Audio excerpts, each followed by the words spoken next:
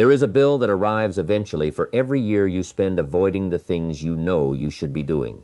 Nobody sends it in the mail. Nobody warns you it's coming. It simply shows up one day, usually disguised as regret, and by then the amount owed is much larger than it would have been if you had paid a little at a time. That is what comfort actually is.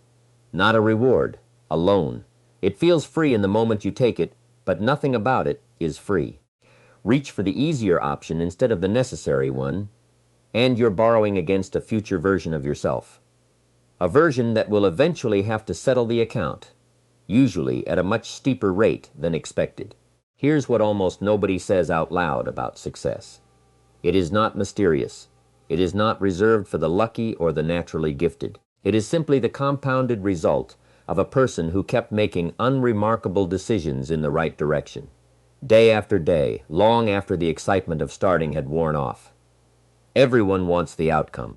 Very few people want the years of unglamorous effort that produced it.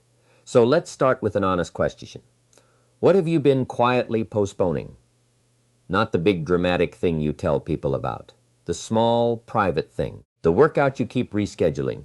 The message you keep drafting but never sending. The idea you keep researching instead of starting. Hold that thought, because everything ahead circles back to it. Comfort rarely announces itself loudly. It speaks in a soft, reasonable voice. It tells you that you've earned a break, that tomorrow will somehow be a more convenient time, that nothing bad will happen if you wait just one more day. And nothing dramatic does happen on any single day you listen to it. That's exactly the trap. The damage isn't in one missed day. It's in the pattern that quietly forms when missed days become a habit you stop noticing. Consider a scale, the kind used to weigh something with precision. On one side sits comfort, ease, convenience, the path of least resistance. On the other side sits everything that comfort slowly costs you. Strength you never built, skills you never developed, relationships you never repaired because the conversation felt too uncomfortable to have. The scale never balances on its own. You are the only one who decides which side gets heavier, one choice at a time. Discipline is what keeps that scale honest, not motivation, which shows up unpredictably and leaves just as fast. Discipline. The people who build remarkable lives are rarely the most talented people in the room. They are the ones who learn to keep making the same demanding choice, long after it stopped feeling new or exciting. They train on the days they don't feel like it. They study when the material has stopped being interesting. They show up, especially on the days showing up feels pointless, because that is exactly where the real separation happens. Let's be honest about something most people won't admit. Doing the difficult thing almost never feels good the moment you begin it. Your mind will hand you a long list of reasonable-sounding reasons to wait.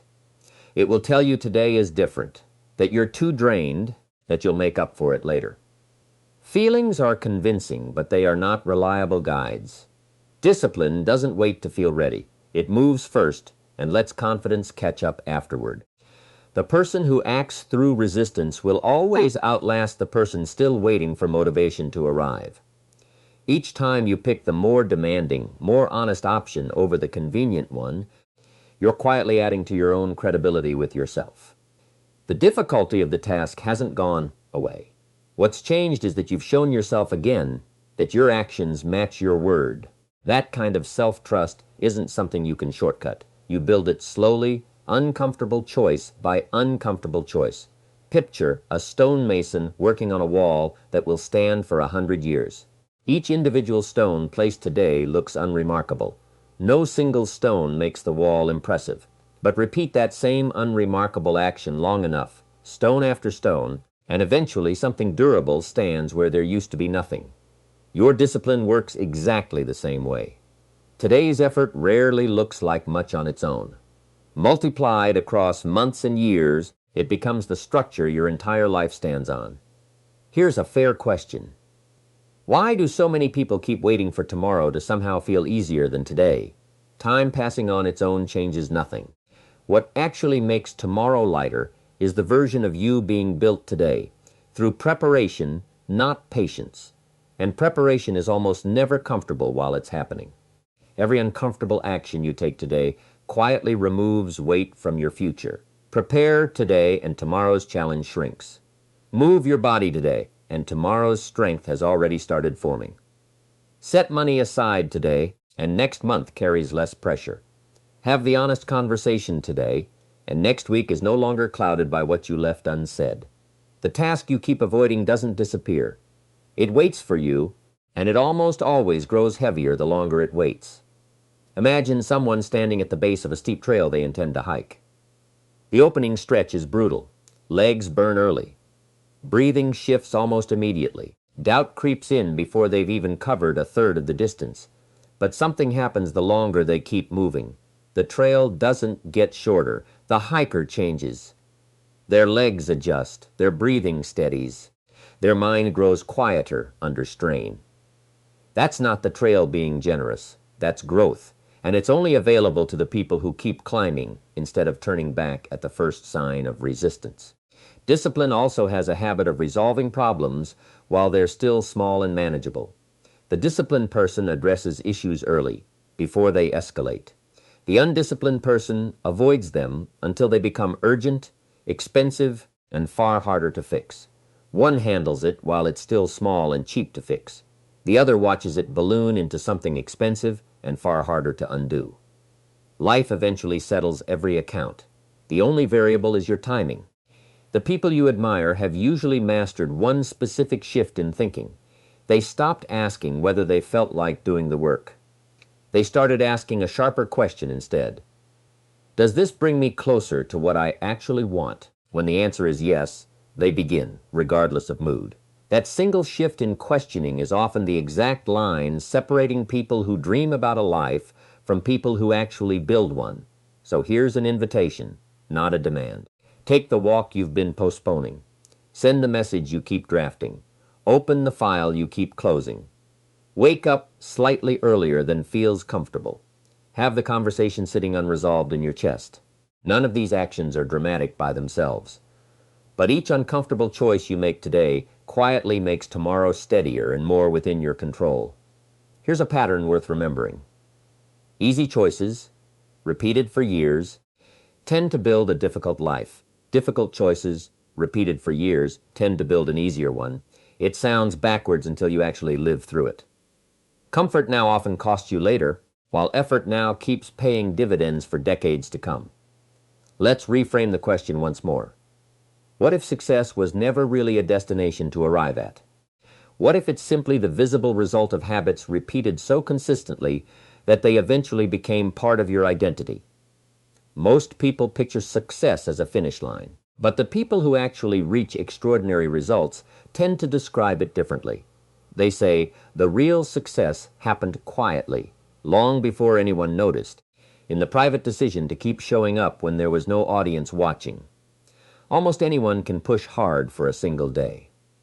A smaller group can sustain that effort for a week.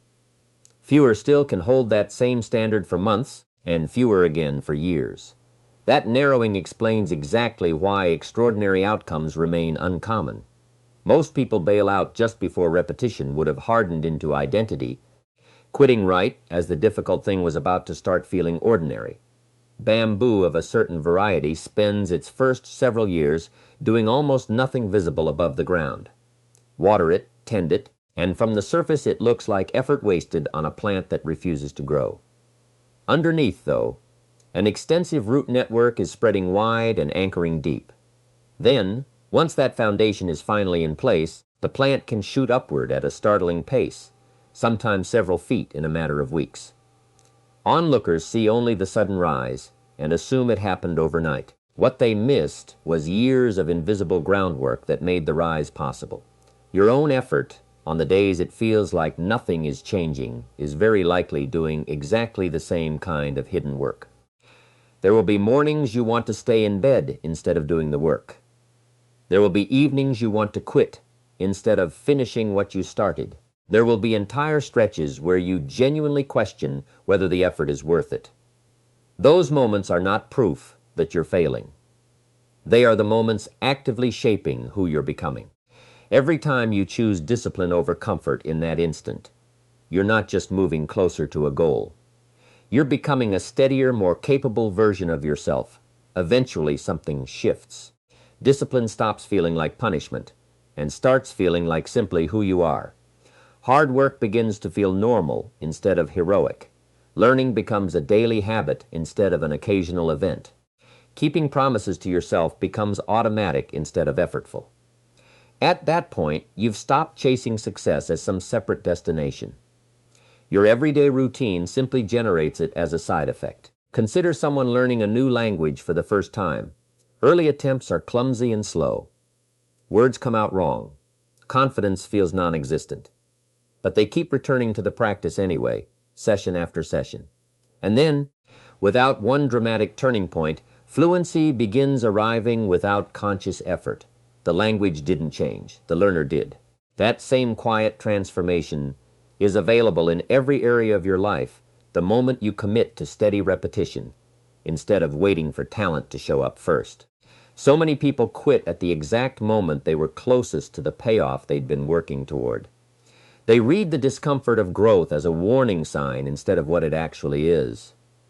The thought sounds convincing in the moment. If this still feels hard, maybe it just isn't for me. That reasoning has it backwards. If it still feels hard, you're still growing. If it still challenges you, you're still expanding your capacity. Difficulty isn't evidence of failure.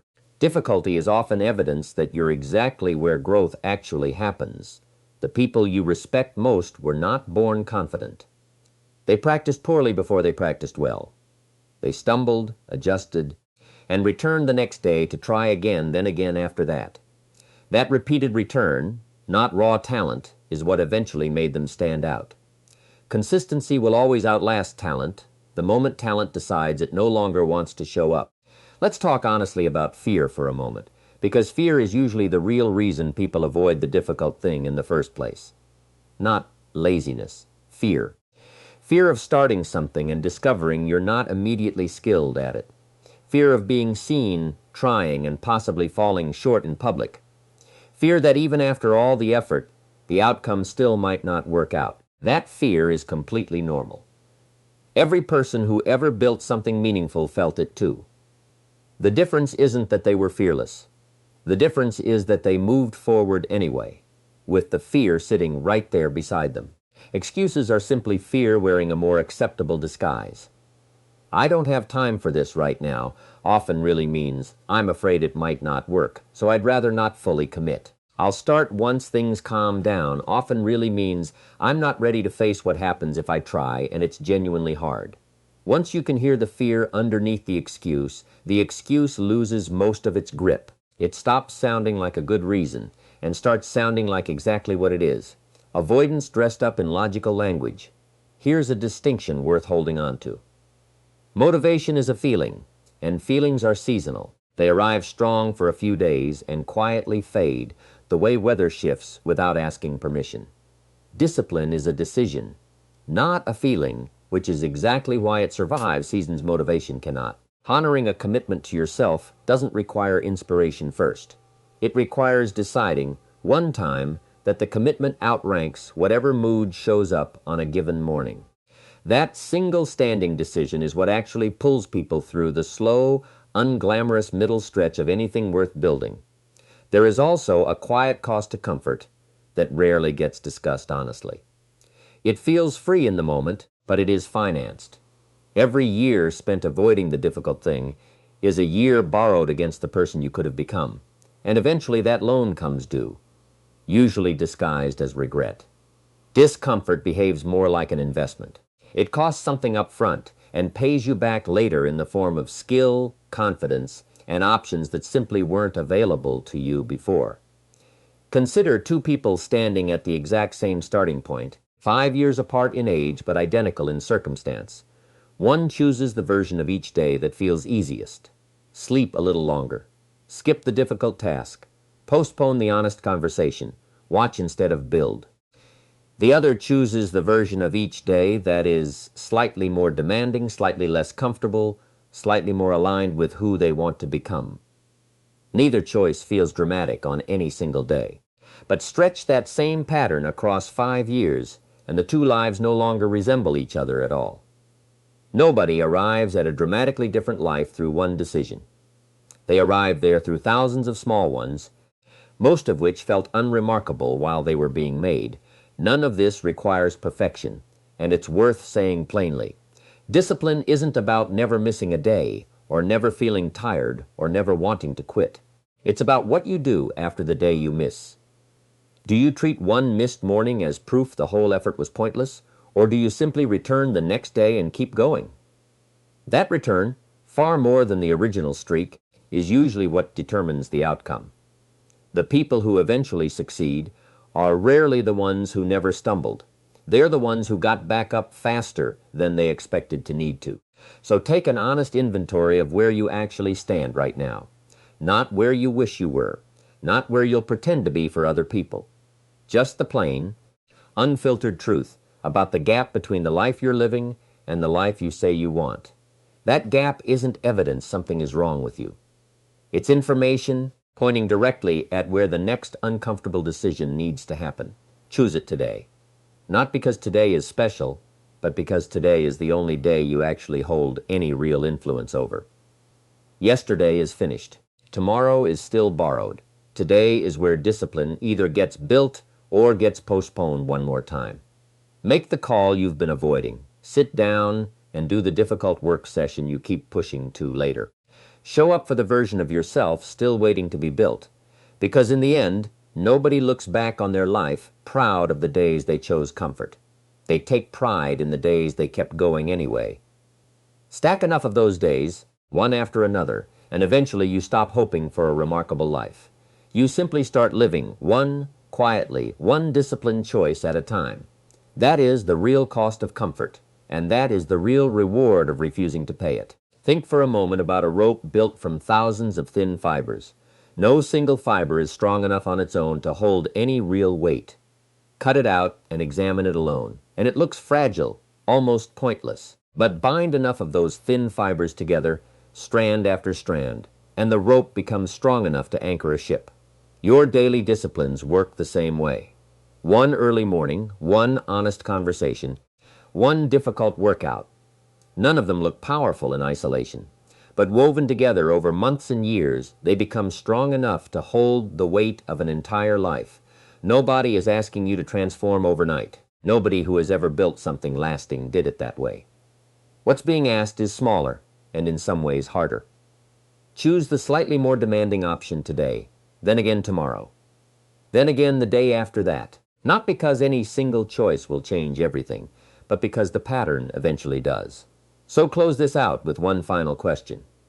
If you kept making today's choice, exactly as it is, for the next 5 years, would it lead somewhere you actually want to arrive? If the honest answer is no, you already know what needs to shift, and you already know it starts with the very next decision in front of you, not the one you'll make once conditions feel more convenient. The cost of comfort is real, and it compounds quietly in the background of every avoided task. But so does the reward of discipline. Choose it today. Choose it again tomorrow. And let the version of you 5 years from now be the proof of which side of that scale you decided to feed.